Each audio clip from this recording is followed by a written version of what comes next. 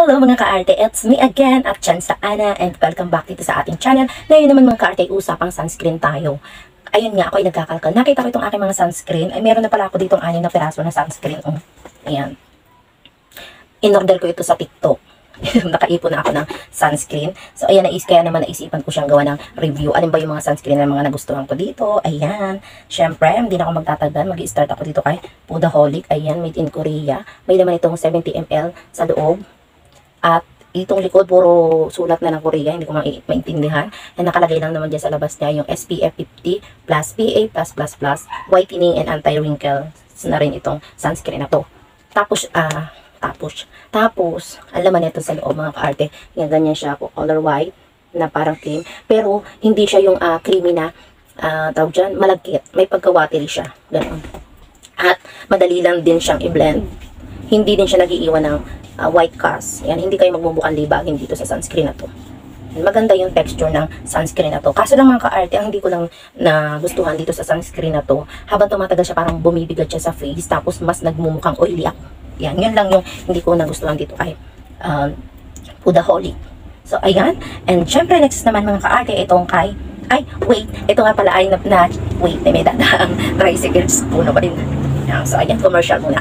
Ito nga pala mga ka-arte ay na-check out ko for 135 pesos. Pero dun sa ibang shop, mas mura itong Pudaholic. Pero dun sa pinag-check outan ko ay inabot ng 135 pesos. Hindi ko lang tanda kung free shipping ba ako nun or may binayaran akong sa shipping fee. Hindi ko tanda. Basta 135 pesos yung check out ko dito sa sunscreen na to.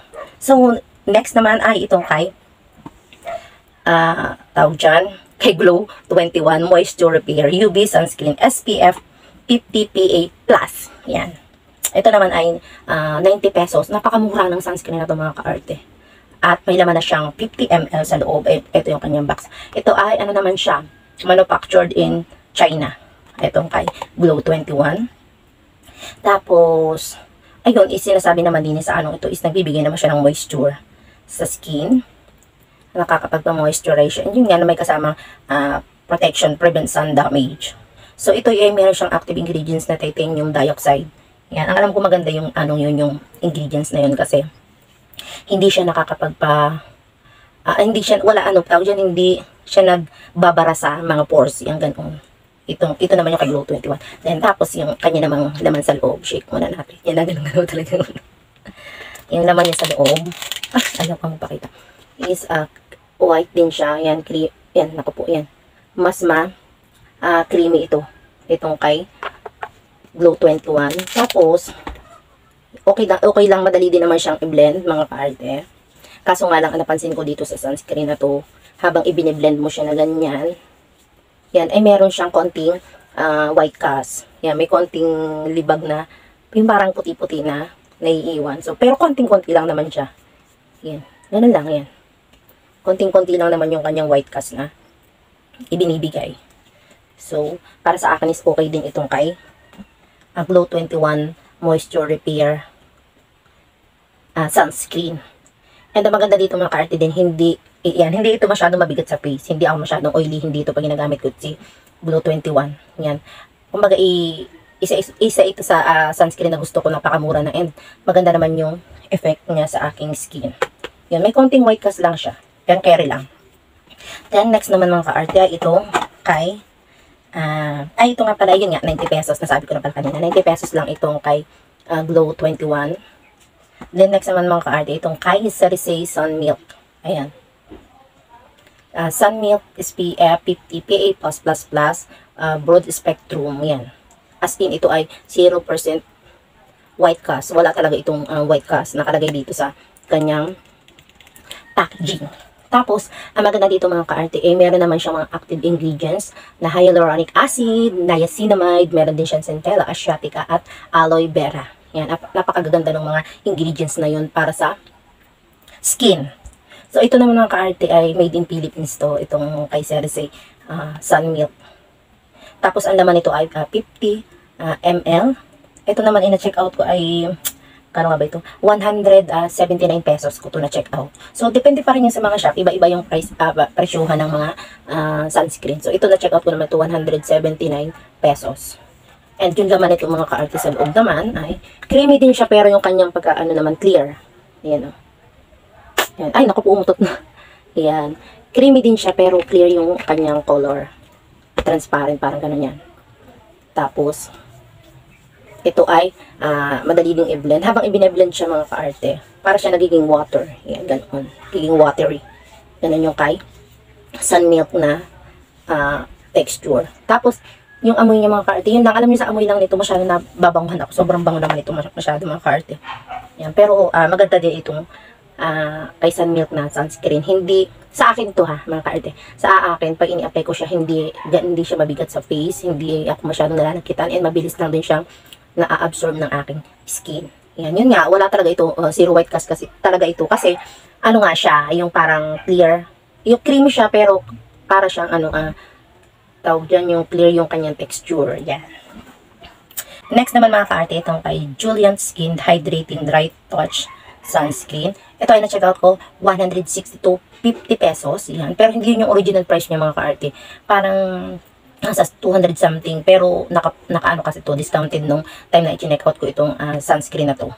And ayun nga, sabi dito sa sunscreen na ito, bagay daw ito doon sa mga oily skin and yung mga acne prone. Kagaya ko. Yan. Kasi ito ay nakalagay din na non-comedogenic. Yan, and paraben free, non-sticky. Broad spectrum and UVA, UVB protection.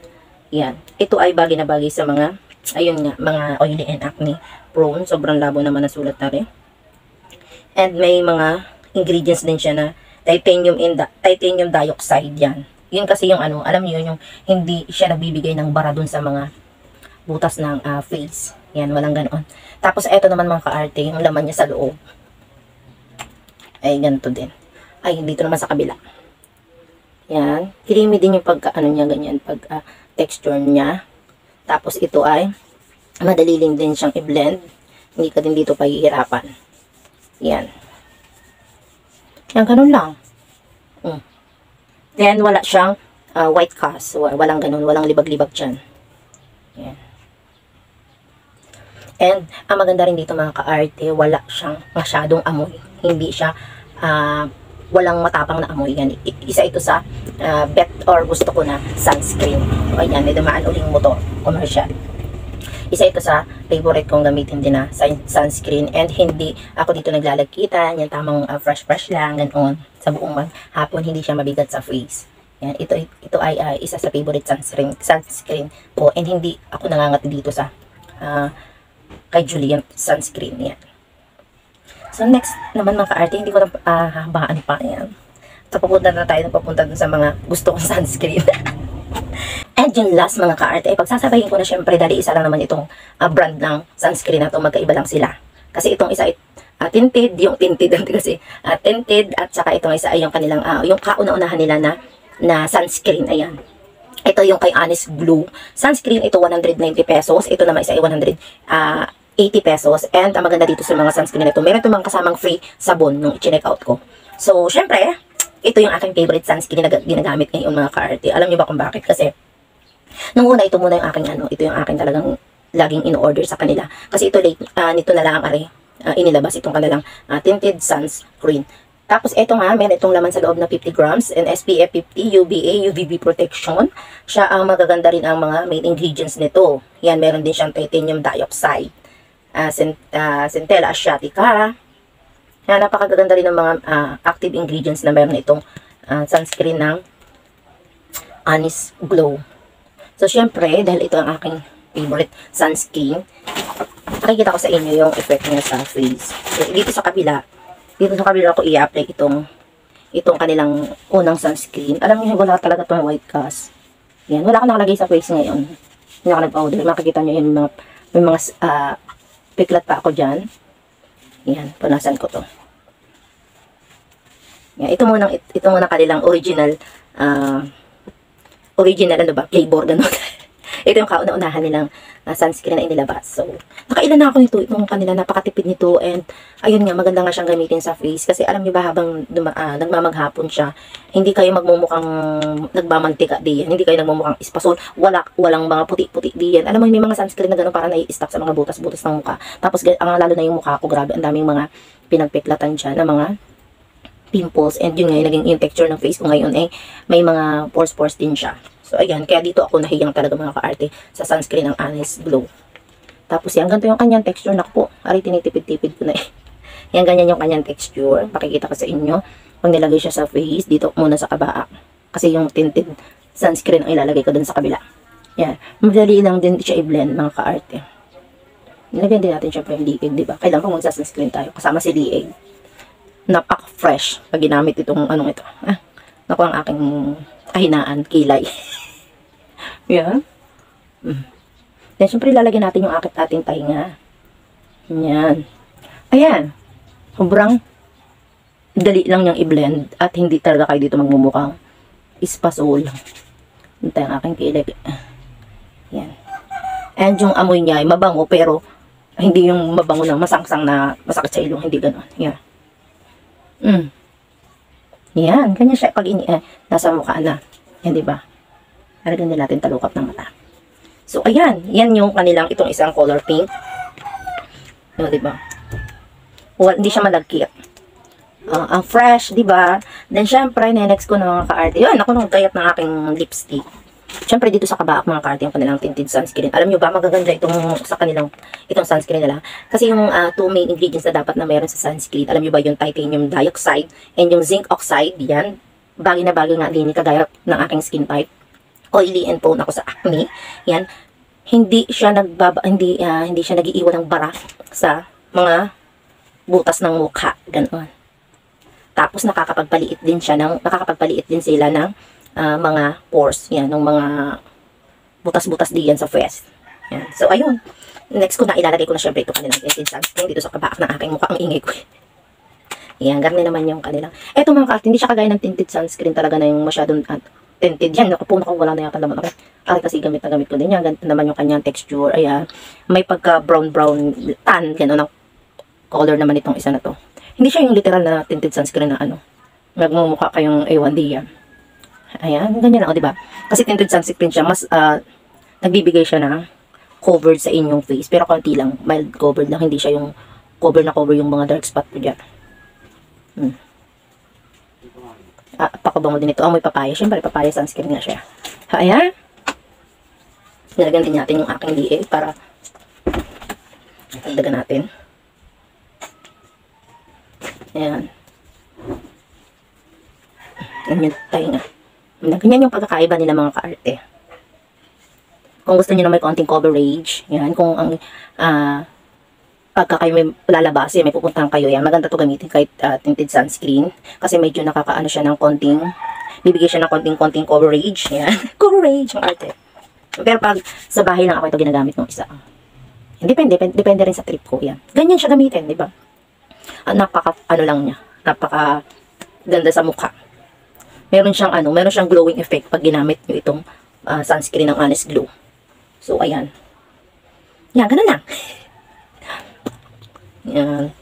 Kasi ako mga ka-arte, alam nyo, pagdating sa paglagay sa mukha, ako ay takot lang basta lagay na ng lagay. Kasi nga, ako madaling tubuan ng mga pimples at ng acne. Yan. Medyo nag-clear na nga sila. Yan. May bagong sibol doon. Pero okay lang. Yan, ganyan lang mga ka-arte, o diba? Tingnan nyo naman kung gano'n ka-fresh pag ginamit itong sunscreen na Honest Glow. So, ayan, ito ay, ito talaga yung aking mga favorite sunscreen na gamitin ngayon. Na ginagamit ngayon. So, ayan lang naman mga ka-arte. Na-share ko lang naman sa inyo yung aking mga sunscreen na na-try ko na gamitin. And, ayun. Mag-comment ang kayo ng ka-arte kung natry nyo na ba itong mga sunscreen na ginawa ko ng review ngayon. Yan. And syempre mga ka-arte, magkakaiba pa rin tayo ng skin type. Pwedeng hiyang sa inyo, sa akin ay hindi ganun. Depende pa rin yun, di ba? Hiyangan lang naman sa paggamit ng mga ano tawag dyan, mga beauty product, di ba? Hiyangan lang. So, ayun lang. Syempre, hindi ko na pala habain pa itong aking video. And don't forget, makikilike, makikishare. And kung di pa kayo nakasubscribe mga ka-arte, mag-subscribe na kayo. And ayun lang naman. Thank you for watching and bye-bye.